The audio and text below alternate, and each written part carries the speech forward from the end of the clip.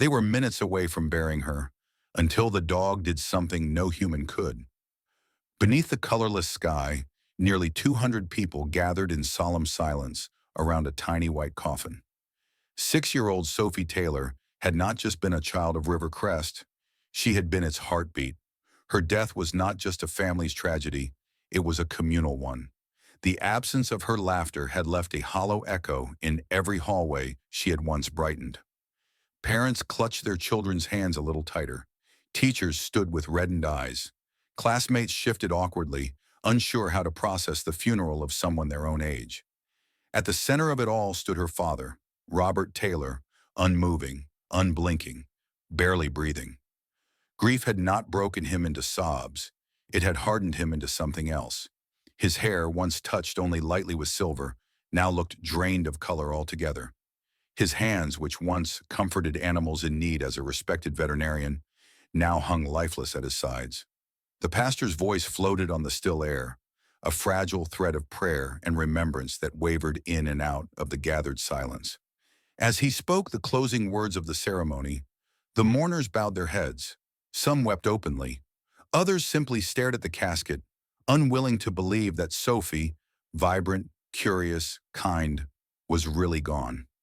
Then came the sound, a sharp rhythm of pounding footsteps on grass, a disturbance that cut through the silence like a warning. Heads turned, gasps followed. A large German shepherd was sprinting directly toward the funeral. Its muscular frame burst through the mourners, eyes fixed ahead with unnatural focus. Shouts rang out. "Whose dog is that? Stop him!" But the animal didn't falter. The officers from the local police department, positioned near the rear of the crowd, jolted into action. But they were too slow. The dog was already there. In one fluid, commanding leap, he landed atop Sophie's coffin. He didn't bark. He didn't panic. He lay down across the top of it, his paws curled protectively at each corner, his eyes scanning the crowd. His breathing was fast but measured. His ears were raised, not flattened in sorrow, but standing tall, alert. His handler rushed forward, leash in hand, apologizing to the crowd, visibly shaken. He called the dog's name, Dakota, but Dakota did not move. When the handler tried to tug him down, Dakota bared his teeth and let out a low growl. Not out of aggression, but defiance. It was the kind of warning an experienced officer could recognize. It wasn't fear, it was instinct. Robert still hadn't moved. His eyes, once hollow, now burned with sudden focus as he stared at the dog. There was something familiar in Dakota's posture, something that pulled at the threads of his sorrow and tugged them into something sharper, more alert. This wasn't an accident. This wasn't confusion. It was purpose. At the edge of the gathering, behind a tall granite marker, a man watched in silence. Jake Morgan, dressed in worn leather and heavy boots, kept to the background. His face was partially hidden behind a silvering beard and dark sunglasses, but his body was tense, eyes narrowed. A retired Army combat medic, Jake had seen alert dogs in high-pressure environments before, and he knew the signs. What he was witnessing wasn't a display of grief. It was a signal. He didn't need to be close to know that Dakota wasn't just reacting emotionally. He was responding to something real, something urgent. The hairs on Jake's neck stood up, the way they always had when danger hovered in the air, invisible but undeniable. Whatever this was, it wasn't over, not yet. Long before the town gathered to say goodbye, Sophie Elizabeth Taylor had been a light in a world that often felt unbearably dark. From the moment she was born, she carried a softness in her gaze that made even the hardest days a little more bearable. With honey blonde hair that always seemed slightly tangled and eyes that changed from blue to gray, depending on her mood, Sophie had a way of seeing through people. Not in a judging way, but with the quiet understanding of someone who noticed everything. She was the kind of child who picked dandelions for strangers and comforted animals no one else paid attention to.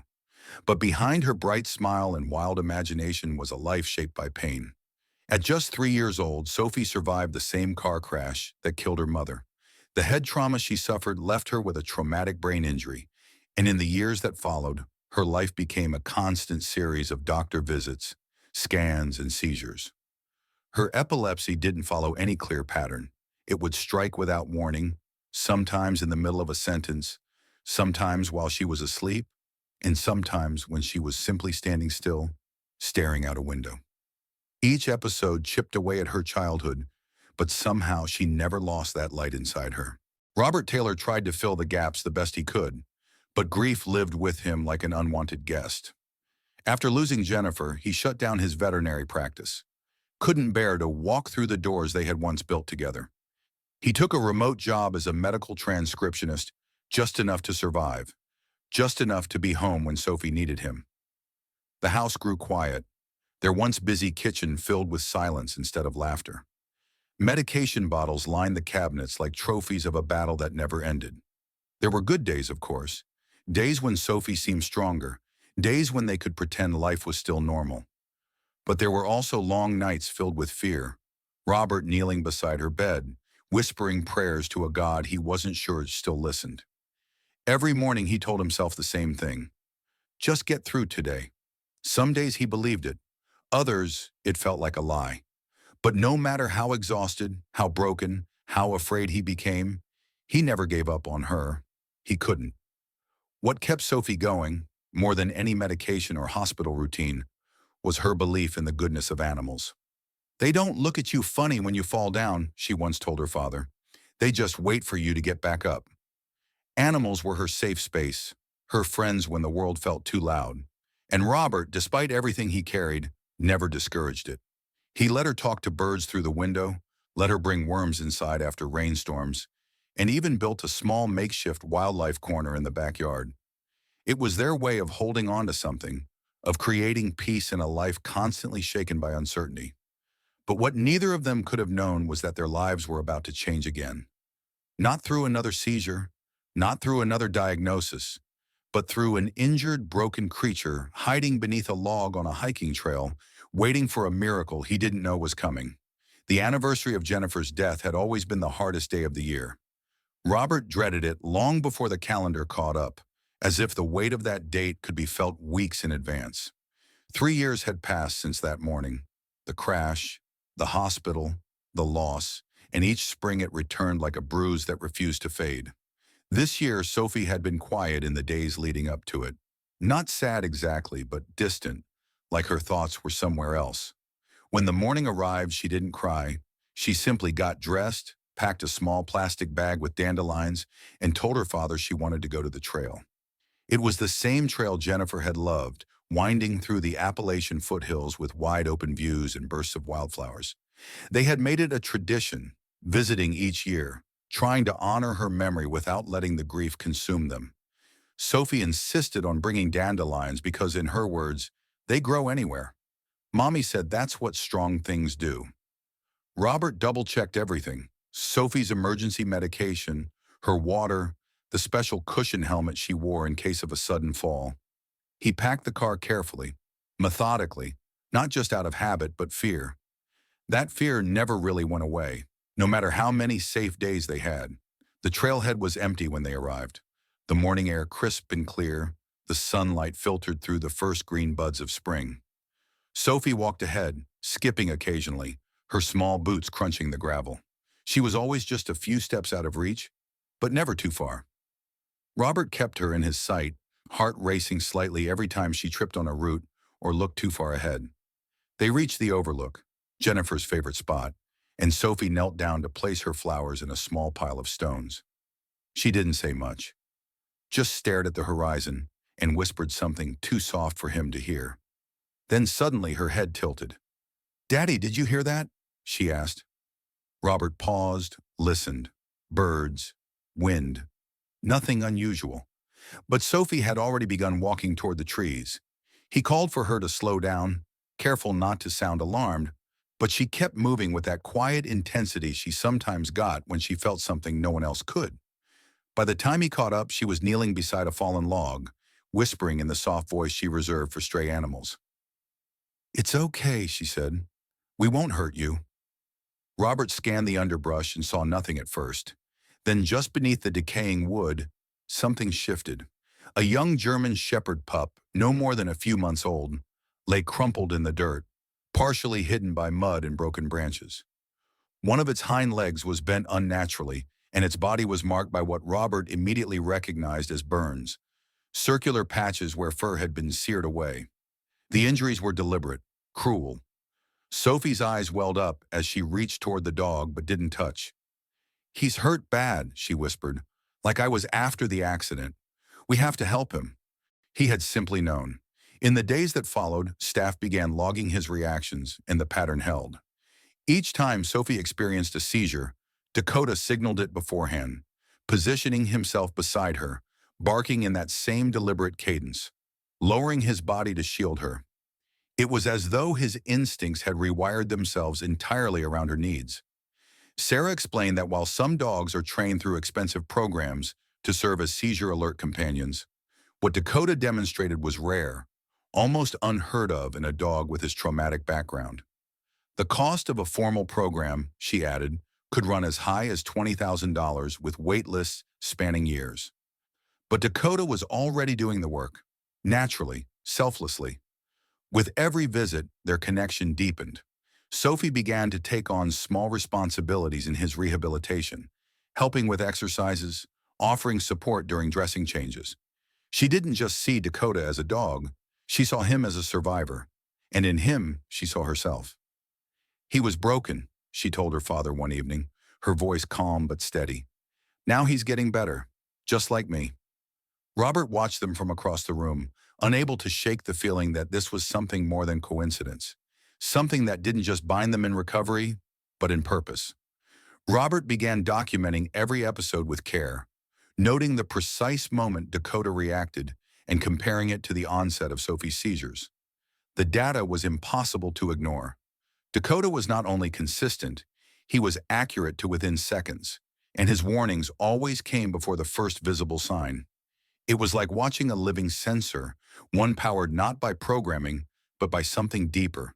The sanctuary staff, initially skeptical, now stopped what they were doing whenever Sophie and Dakota entered. They treated the dog with a reverence usually reserved for seasoned service animals. Word quietly spread, and by the end of the month, a neurologist from Asheville asked for permission to visit the sanctuary. Dr. Anjali Singh, a quiet but sharp observer, watched from a distance as Dakota curled beside Sophie during their sessions. When Sophie's hand began to twitch, Dakota rose before anyone else noticed. He pressed his body gently against her legs, anchoring her in place. Then he turned to Robert, letting out that same unmistakable bark, measured, steady, knowing. Dr. Singh was astonished. After a brief neurological checkup, she sat down with Robert privately and explained what she believed was happening. Sophie's seizures, though still irregular, were giving off subtle physiological precursors, slight temperature shifts, chemical changes, maybe even scent-based cues. Most humans couldn't detect them.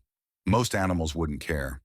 But Dakota had likely formed such an intense bond with Sophie that his brain had adapted, rewiring itself around her survival. "This isn't just intelligence," she said softly. "It's loyalty, on a level we still don't fully understand." She offered to enroll Sophie and Dakota in an observational study, but Robert declined. He didn't want his daughter or her dog turned into research material, no matter how well-intentioned. What mattered most was what was happening right in front of them. Dakota was saving Sophie's life, and not because someone trained him to, because he chose to. With every day that passed, as Sophie's confidence returned, she walked taller, spoke louder, and even began sleeping through the night, something she hadn't done in months. The fear that once hung over every room like a storm cloud had begun to lift. But Robert couldn't shake the feeling that something more would be asked of Dakota in the future. This wasn't a momentary miracle. It was the beginning of something bigger, something neither of them had anticipated. Dakota had gone from broken rescue to untrained guardian in a matter of weeks, and while Sophie saw him as her protector, Robert now saw him as something else entirely. A gift they hadn't asked for, but desperately needed. And somewhere, deep in his gut, he knew this bond hadn't just come to help Sophie survive, it had come to test them all. It was during one of Dakota's follow-up visits to the sanctuary that Officer Glenn Masters approached Robert with a proposal. The officer had been one of the first responders at Sophie's seizure during the early days, and he had never forgotten the sight of Dakota standing protectively over her. Now, weeks later, the department had taken notice of the dog's natural discipline and intelligence. Masters explained that the K9 unit had an opening for a part-time training candidate, an experimental initiative aimed at pairing dual-purpose dogs with strong home anchors. Dakota had the instinct. He had the obedience. And if he could be trained to serve in a limited capacity, search and support, not attack, there might be compensation involved. Enough perhaps to help cover Sophie's growing medical expenses, especially as her treatment options narrowed. Robert hesitated. The idea of handing over Dakota, even temporarily, felt wrong. He wasn't just a dog, he was Sophie's lifeline. But the officer reassured him that Dakota's time would be balanced, that Sophie's role in his care would remain central, and that the program would adapt to their needs. They wouldn't just be training a dog, they'd be pioneering a model. Robert took the brochure home and laid it on the kitchen table. He didn't speak for a while, just sat with his hands folded, staring at the folded edges of opportunity and risk. Sophie picked it up before he said anything. She studied the photos, dogs leaping through obstacle courses, handlers running drills, and turned the pages slowly. "Would he have to leave us?" she asked, her voice small but steady. Robert answered honestly. "Not for long, just a few days at a time. They'd bring him back, every night if they can." Sophie didn't answer right away. She turned the page again and looked at a photo of a German shepherd standing beside a wounded officer. "If he could help someone else like he helps me, I think he'd want that," she said quietly. Robert felt the weight of her words settle on him. Sophie wasn't just giving permission. She was showing him who she was becoming. Strong, empathetic, unafraid to share what mattered most to her.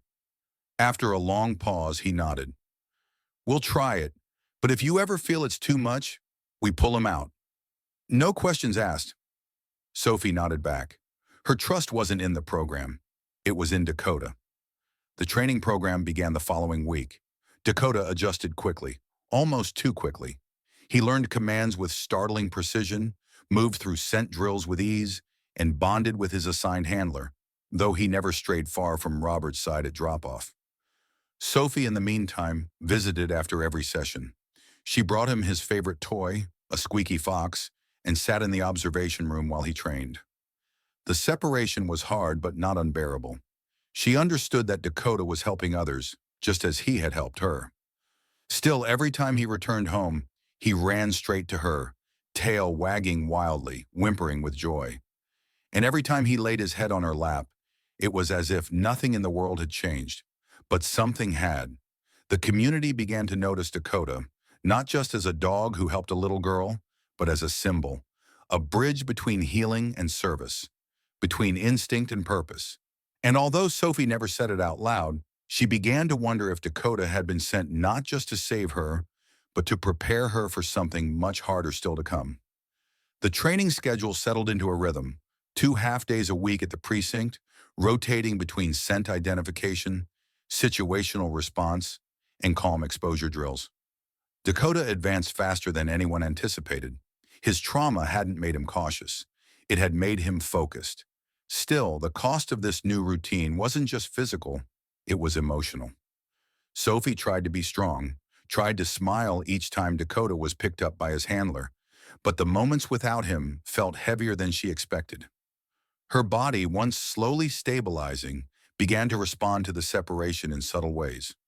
More fatigue, a return of night tremors, even the faint signs of an oncoming seizure during school hours. Robert began keeping her home more often.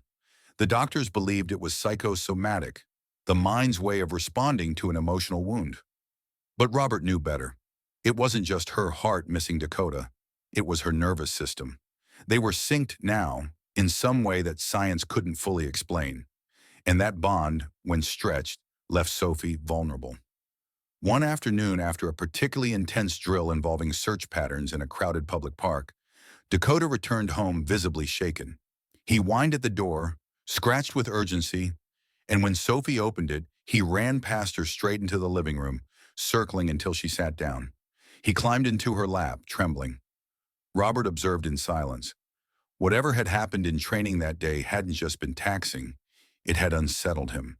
And still, Dakota had pushed through, completed the assignment, returned home, and collapsed only when he was beside the one person who gave him calm. Robert called Officer Masters the next day and requested a temporary pause in Dakota's sessions. Masters agreed immediately. He'd seen dogs burn out before, but he'd never seen one self-regulate by seeking emotional grounding. That's what Dakota was doing, recalibrating by being near Sophie. "He's not just working for her anymore," Masters had said. "He's working with her. That's rare. You don't get that from training manuals." The department granted a 2-week hiatus. During that time, Robert noticed a change. Sophie regained color in her cheeks, her energy returned, and her smile came back. Not the polite one she used in public, but the real one, the one that curved into her eyes. Dakota, too, seemed lighter, less tense, more playful. But Robert knew the break couldn't last forever. Medical bills were rising. Sophie's seizures weren't gone, only held at bay. And with their current resources stretched thin, Dakota's stipend from the department had become the thread holding everything together. When the program director offered to resume sessions at a slower pace, with Sophie allowed to attend every training and sit nearby, Robert agreed. He had no other choice. They weren't just managing a dog and a child anymore. They were managing a fragile partnership that carried more weight than anyone outside their family could truly understand. And behind all of it, Robert carried a quiet fear that one day, neither love nor loyalty would be enough to keep Sophie safe. It started with a faint flutter in her fingers, barely noticeable to anyone except Dakota. He was the first to sense it, ears twitching, body shifting. But Sophie waved it off, convinced it was nothing. For a few days she seemed fine. Tired, yes, but stable. Then without warning, the seizures came back. Not like before. These were longer, more intense, and far more dangerous. One struck her during breakfast, the next at night while brushing her teeth. Dakota was there for both, alerting Robert before her body even reacted. Still, the episodes were worsening. Dr. Singh revised her treatment plan and requested additional scans. But what concerned her most wasn't the seizures themselves. It was the inconsistency. Sophie's brain activity had become unpredictable. The medications that once offered mild control now seemed powerless. "We're losing ground," the neurologist admitted during a tense consultation. "And we're running out of time." Robert tried to remain calm. He adjusted Sophie's diet, reorganized her medication schedule, and even introduced meditation at bedtime. Anything that might ease the pressure inside her fragile nervous system. But nothing worked. Each night he watched over her with growing dread. Dakota curled beside the bed like a living guardian angel, never sleeping deeply, always watching. Sophie, for her part, never complained. Even when the seizures left her weak and disoriented, she smiled through the fog and reached for Dakota, as if his presence alone was enough to remind her that she was still here, still fighting. But Robert could see what she wasn't saying. She was tired, her body was losing its resilience, and there was only one option left. Children's Memorial Hospital, one of the most advanced pediatric neurology centers in the state. The facility had cutting-edge monitoring technology and a renowned seizure response unit. It was their last real hope. But hope came at a price. The treatment estimate was staggering, upwards of $80,000 with extended inpatient care. Insurance would cover a fraction of that. Robert's savings were gone. The department's stipend from Dakota's part-time K-9 work barely covered prescriptions. Every avenue he explored hit a wall.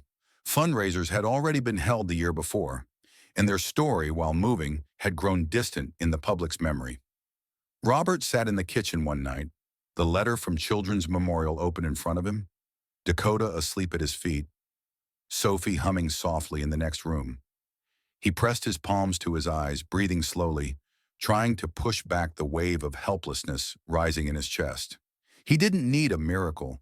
He needed a way in, a door to open, a reason for someone, anyone, to care enough to give his daughter a fighting chance. The idea came not from Robert, but from Sophie. Late one evening, while Robert sat quietly by her bedside reviewing hospital forms, Sophie turned her head and said, "What if we told people about Dakota's graduation?" At first, Robert didn't understand.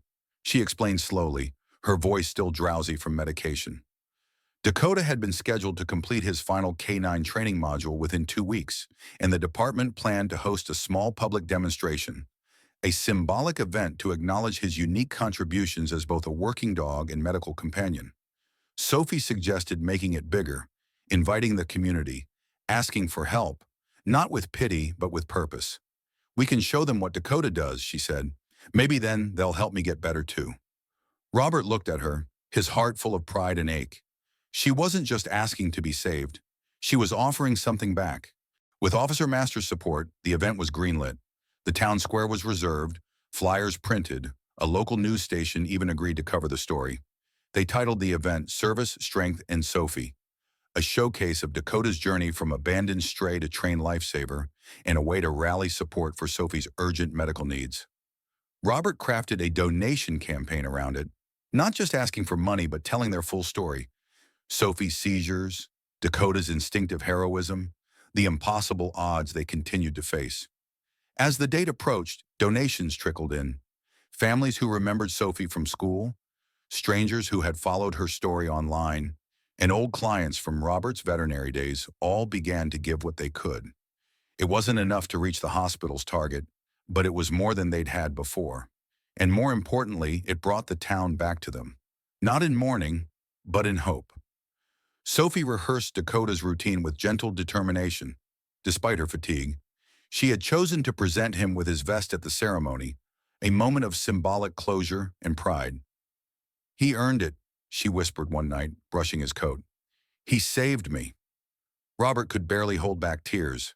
The night before the event, he stood in the doorway of her room, watching her sleep with Dakota nestled against her side. He wasn't sure if the fundraiser would bring enough.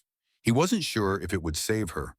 But for the first time in weeks, there was movement, forward momentum, and in that, there was life. Still, somewhere in the back of his mind, a shadow lingered. It was the same one that had followed him since the seizures came back. He couldn't name it yet, but it was there, waiting in silence just beyond the edge of hope. The morning of Dakota's graduation unfolded under a rare burst of spring sunlight. Families gathered in the town square, folding chairs arranged in neat rows, a small podium set up beside a demonstration area, cordoned off with bright tape. A banner stretched overhead read, "Celebrating Heroes Big and Small." Sophie arrived dressed in soft blue, her favorite color, clutching Dakota's custom service vest in her lap. Her body was frail, her frame thinner than ever, but her eyes held a glow that had been missing for weeks. She waved to a few classmates who had come with their parents, offered soft smiles to those who whispered words of encouragement. Robert stayed close, one hand always near her back, the other holding a water bottle and emergency meds. He hadn't slept the night before, nerves on edge. But Sophie had insisted on coming, and nothing would keep her from honoring the dog who had given her back pieces of her life. The ceremony began with short speeches from city officials and the K-9 program's lead officer. They praised Dakota's unusual instincts, his loyalty, and the groundbreaking nature of his work. Then came the live demonstration. Dakota performed flawlessly, responding to simulated search calls, identifying hidden scent markers, and demonstrating crowd-calming techniques. The audience clapped with genuine enthusiasm, charmed not only by his skill, but by the clear emotional bond he had with the girl standing just outside the field. Finally, it was Sophie's turn. She stepped slowly onto the stage, holding the vest with both hands. Her voice, soft but clear, thanked the officers, the trainers, and the town for believing in Dakota. Then she turned, knelt beside him, and carefully fastened the vest over his shoulders. "Now everyone will know you're a hero," she whispered into his ear. The crowd clapped. Some stood. It was a moment of pure pride, until it wasn't. As Sophie stood back up, her body wavered. Her smile faded. Then without a word, she collapsed. Robert moved instantly, catching her just before she hit the ground. Dakota let out a sharp bark, then another. His alert sequence. The crowd froze. A paramedic in the front row bolted toward them, radioing for immediate medical assistance. Sophie's eyes fluttered, her breathing shallow. It was another seizure, but this one was different, longer, unresponsive. The EMTs laid her on a stretcher as the audience looked on in horrified silence. Robert rode with her in the ambulance, his hands gripping the rails, panic rising in his chest. Dakota remained behind, held back only by his handler's grip, barking until the sirens faded. The fundraiser had brought people together. The demonstration had shown Dakota's strength. But now, with Sophie slipping into something far more dangerous than before, the future that once felt within reach now hung in the balance, fragile and uncertain. The emergency room at County General was colder than Robert remembered, both in temperature and tone. Sophie was rushed into a trauma bay while nurses swarmed around her, attaching monitors, running IV lines, calling out vitals in clipped voices. Robert stood just beyond the curtain, useless and helpless. Dakota's vest still clutched in his hands. A few minutes later, the lead physician entered. Dr. Leonard Peterson. Robert's stomach dropped. He recognized him immediately. Peterson had overseen Sophie's case during her last hospitalization months ago, and his reputation had followed him like a shadow. Brilliant, clinical, and cold as stone. The kind of doctor who trusted machines more than instinct, charts more than people. Within 10 minutes, Peterson made his assessment. A catastrophic neurological collapse. His tone was devoid of emotion, his words technical and final. She suffered prolonged cerebral inactivity, he said, not even looking at Robert. If there's any function left, it's negligible. Robert shook his head, his voice caught between disbelief and anger. You don't know that. She's still breathing. But Peterson was already moving on, issuing instructions for palliative monitoring, bypassing any mention of life-saving interventions. He didn't see the Sophie Robert knew. He saw data, a declining chart, a liability. Robert demanded more tests. Peterson refused. He argued, he pleaded. But the hospital's protocol backed Peterson's authority, and in that moment, the system became a wall. Later that night, after hours of silence and unanswered questions, Peterson approached again, this time with a clipboard and a grim expression. We've done what we can, he said. It's time to consider final arrangements. Robert stared at the doctor, stunned. His daughter wasn't dead, but she was already being written off. And in that moment, something inside him cracked. Not from sadness, but from the sheer injustice of it all. Dakota was brought in for a final visit, a gesture from a sympathetic nurse who had followed Sophie's story. The dog trotted to her side, then froze. His breathing changed. He stared at Sophie, ears raised, body still. Not the stillness of mourning, but of focus. He nudged her hand gently, whined once, and lay across her legs the way he had so many times before. Peterson watched with detached curiosity, then turned to leave. Robert placed a hand on Dakota's back and whispered, Stay with her. Don't move. The machines beeped on. Numbers fluctuated, but no one paid attention. Sophie's fate, it seemed, had already been decided, not by failure, but by bureaucracy. In the cold corridors of County General, where compassion bowed to policy and instinct was replaced by protocol, a little girl still clung to life, and her dog refused to believe otherwise. The decision to move forward with the funeral was not made lightly. Robert didn't believe Sophie was gone, not in the way the hospital claimed, but without legal authority to challenge Dr. Peterson's declaration and with mounting pressure from administration, he found himself pushed into a corner. Her vitals had remained flat, her responses unchanging, and the system began closing its doors. A medical error was whispered about behind closed curtains, but no one would say it aloud. By the time Sophie's body was released to the funeral home, Robert felt like a man living in a dream, forced to perform the motions of grief while something inside him screamed that it wasn't time. He kept Dakota by his side, refusing to let him be separated, and the sanctuary issued a special permit for the dog to attend the private ceremony. No one questioned it. They had all seen what Dakota meant to Sophie. What none of them knew was that Dakota hadn't eaten since Sophie was hospitalized. He hadn't slept. He barely blinked. As mourners gathered again at Greenhaven Cemetery, there was a quiet numbness to the air. This was the same place where Dakota had interrupted the ceremony weeks earlier, and now that same dog walked slowly at Robert's side as they approached the small casket. It was sealed, but Robert insisted on seeing her one last time before the burial. Behind closed doors, he had asked the director to allow for a private moment. Now, as the final words were being spoken, Dakota began to shift. First a tremble, then a low whine. Then his body stiffened, ears pricked, nose raised as if scenting something no one else could sense. Robert felt it before he saw it, a familiar tension in the dog's frame, the kind he had learned to recognize during Sophie's alerts. Dakota pulled the leash taut, then barked, once sharply, drawing startled glances from the crowd. Jake Morgan, who had stood silently near the rear, stepped forward. His voice was calm, but his words were sharp. "That dog's alerting," he said. "Not grieving, alerting." Confusion swept through the mourners. The pastor tried to continue, but Dakota barked again, louder this time, pawing at the base of the coffin. Robert didn't move. His heart was pounding, his mind racing. Jake stepped closer. "Open it," he said. "Now." An uproar followed. Family, officials, staff all objecting. But Jake didn't back down. "I was a medic for 12 years. I've seen dogs like him do things science still doesn't explain. If that girl's in there and she's alive..." He didn't finish. The implication hung in the air like a storm cloud. And in that moment, with the crowd frozen in disbelief and Dakota refusing to move, Robert made a decision. He stepped forward, placed his hand on the coffin, and said, "We open it. Now." The funeral director hesitated only for a second, his face pale as he turned to Robert.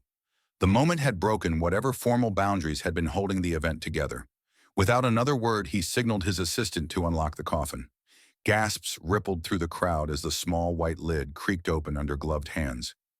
Dakota jumped onto the lower base of the casket, his front paws pressing the edge as he leaned forward. Nose twitching, eyes locked on Sophie's face. She lay there still and pale, but not cold, not lifeless. Her chest rose, barely subtly, but enough for those watching closely to see.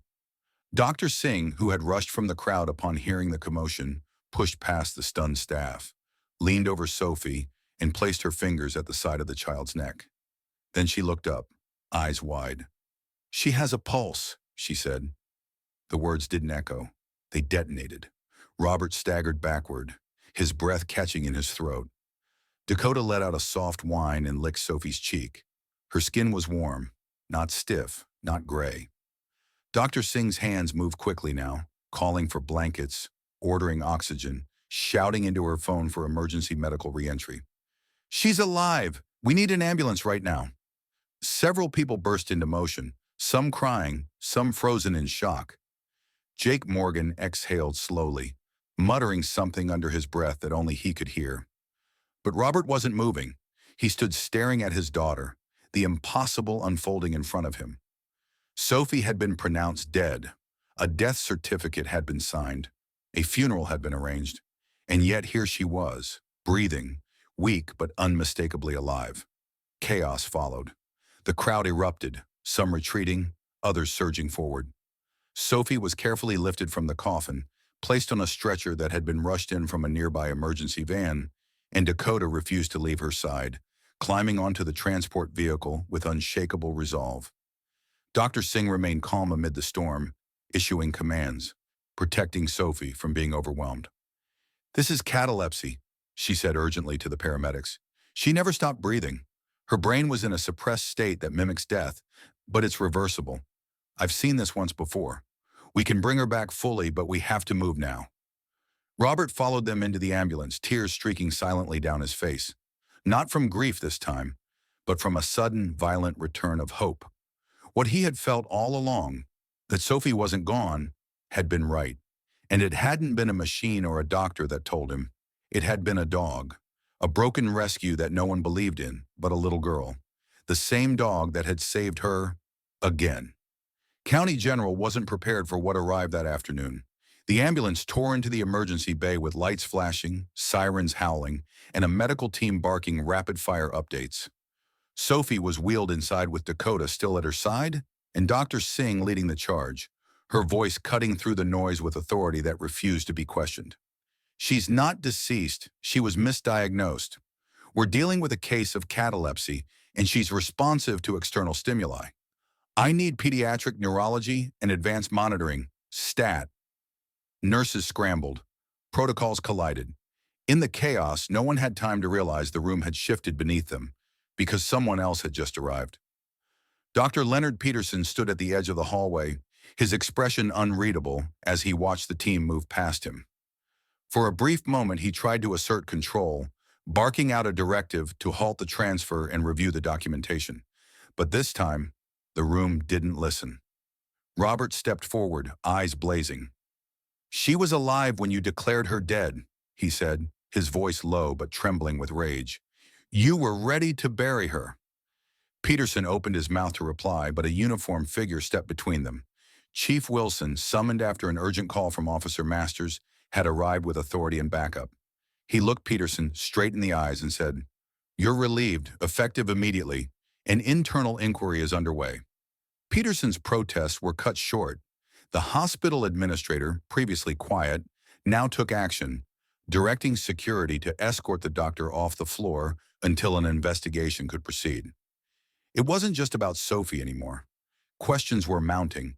How many others had been written off too soon?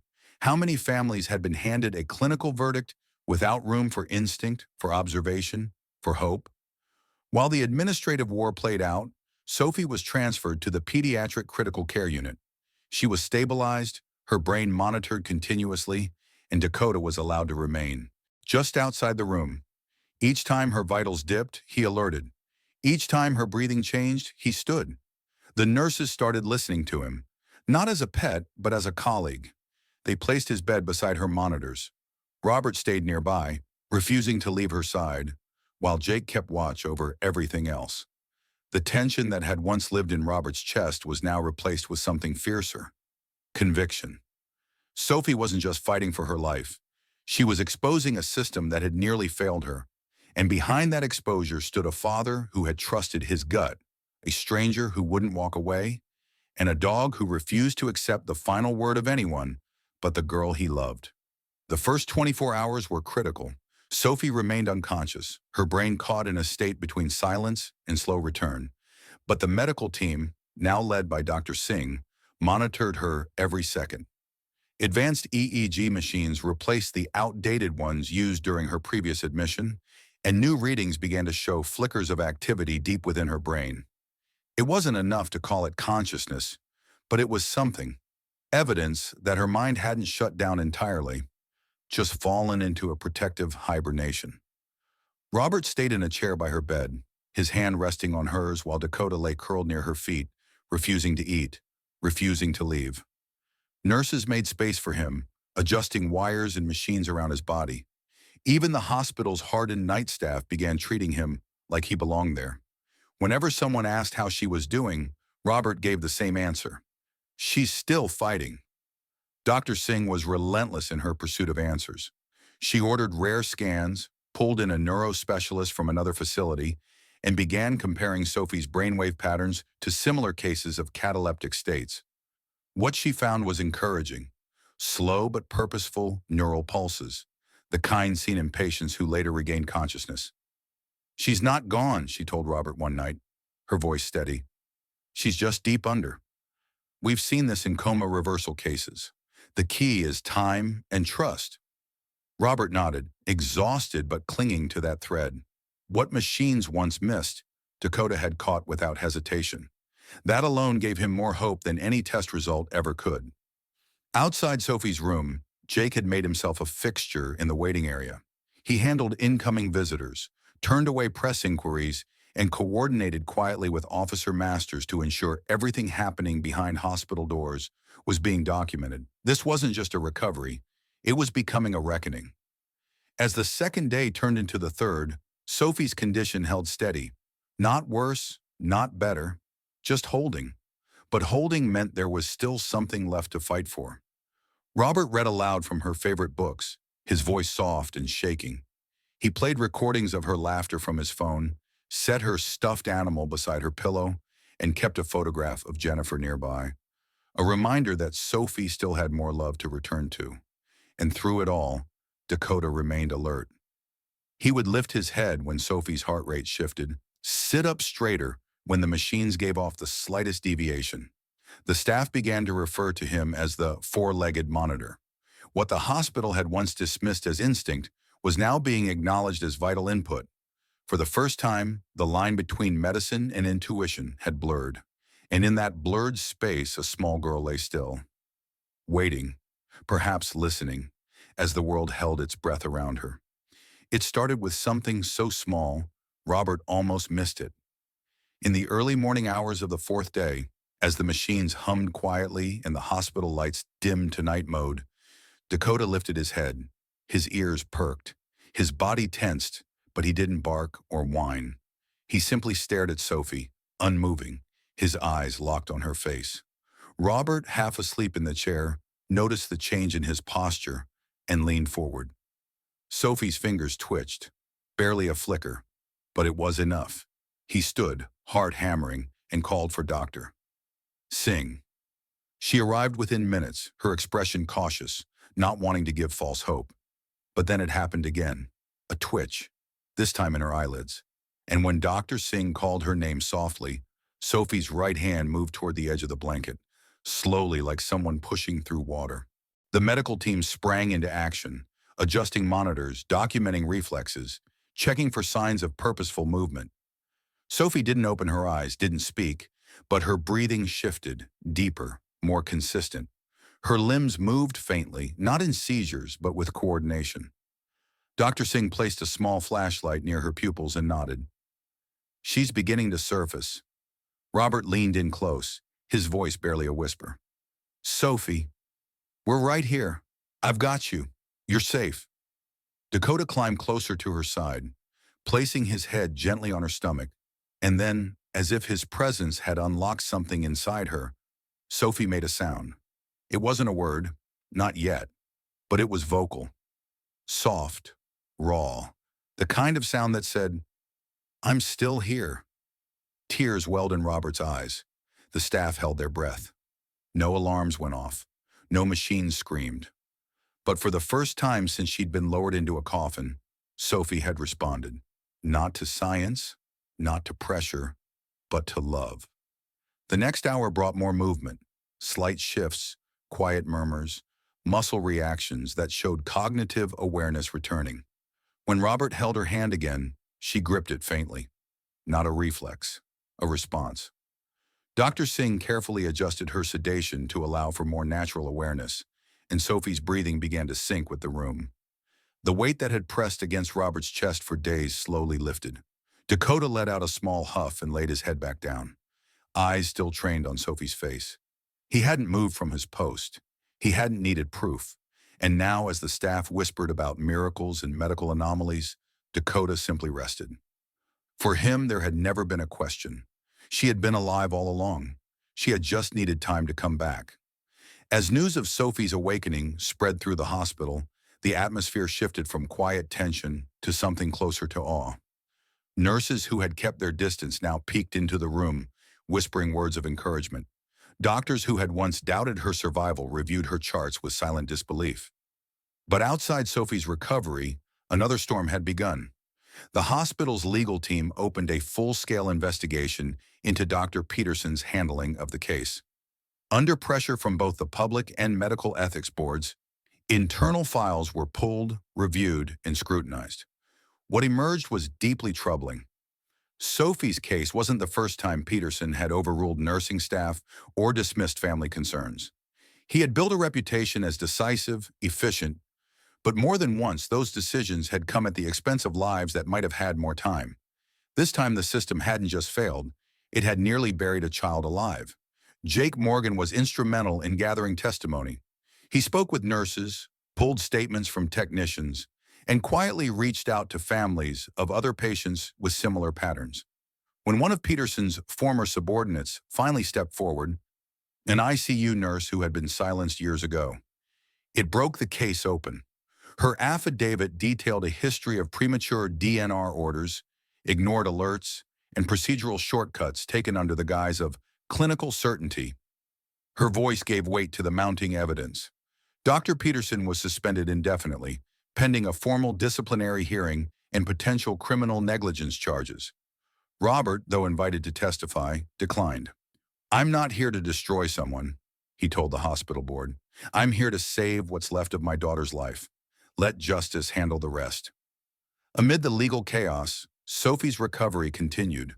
Slowly but undeniably, she improved. Her speech was limited, but she began forming words again. Her hands responded to simple tasks, and her eyes followed movement with clarity. Dakota remained her constant companion, his body curled beside her wheelchair, his ears flicking at the sound of her voice. For Robert, the ordeal had not only brought his daughter back, it had changed everything he believed about instinct, science, and trust. He thanked Jake in private, their bond solidified through shared vigilance and refusal to back down.